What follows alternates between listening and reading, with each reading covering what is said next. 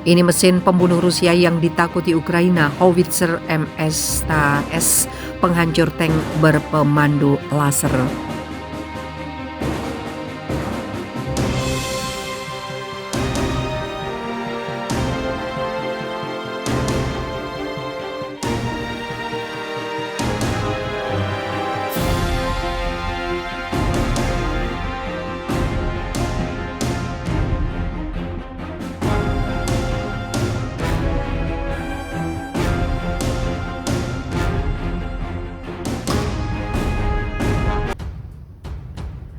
Ini mesin pembunuh Rusia yang ditakuti Ukraina, Howitzer MS-TAS, penghancur tank berpemandu laser.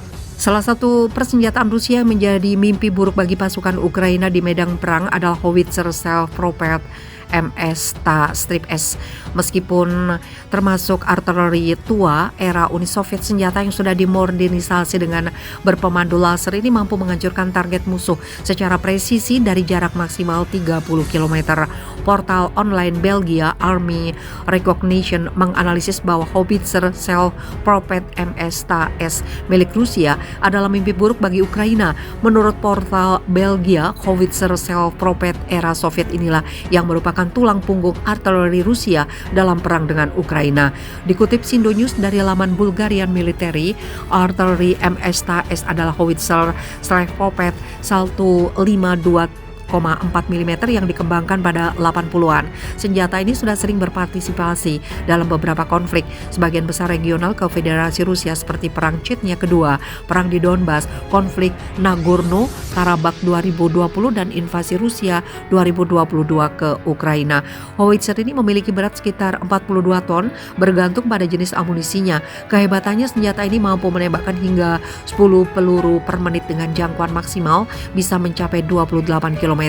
MS-TAS dipersenjatai dengan meriam 152 mm 2A65 yang notanya adalah meriam utama dari Howitzer yang ditarik dari seri MS-TB yang sama. Senjata ini bahkan dalam versi Howitzer yang ditarik dapat menembakkan proyektil artileri yang dipandu laser. Ada kasus yang terdokumentasi di Ukraina pada 29 April 2022. Selama pengepungan pabrik Azovstal di Mariupol, sebuah tank Ukraina benar-benar hancur oleh proyektil artileri berpemandu laser 2K25 Krasnopol. Selain di Ukraina, 2K25 Krasnopol terus digunakan dalam perang di Suriah, dan sistem persenjataan itu digunakan di Aljazair, Cina, dan India. Untuk 2K25 Krasnopol berbobot 50 kg. Selain kaliber 152 mm juga diproduksi varian kaliber 155 mm. Jangkauan operasional dari 20 hingga 25 km menggunakan hulu ledak high explosive.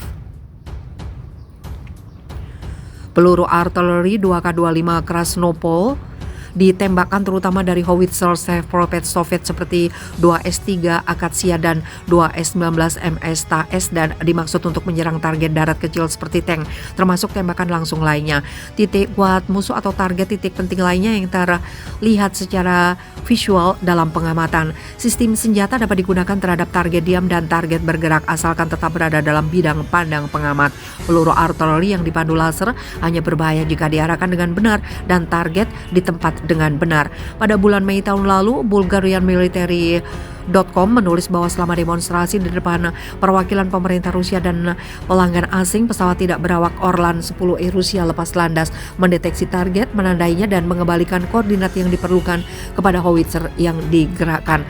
Faktor ketiga yang menjadi kunci efektivitas MS-TAS 152 mm dalam perang di Ukraina adalah kuantitas. Menurut data dari sumber terbuka, Uni Soviet memproduksi sekitar 1.100 unit dalam berbagai varian dan konfigurasi Howitzer Self-Propelled.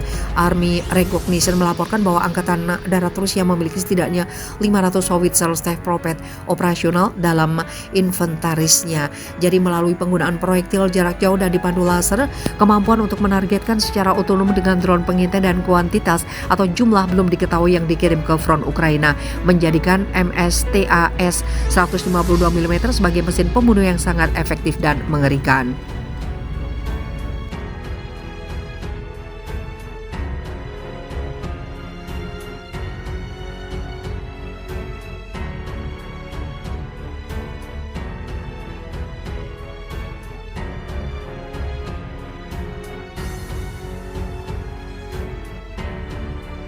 Mehan Rusia, 2.000 tentara Ukraina tewas di pertempuran Lysychansk.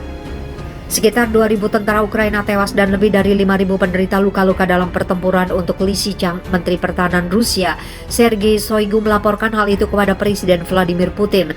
Sebuah serangan untuk membebaskan Republik Rakyat Lugansk telah terbukti berhasil, butuh 2 minggu untuk mengepung dan menghancurkan pasukan Ukraina di Kuali-Gorsky, dekat Lysychansk dan Severodonetsk, kata Shoigu seperti dikutip dari TASS. Operasi itu selesai kemarin dengan pembebasan Lysychansk, salah satu kota LPR terbesar.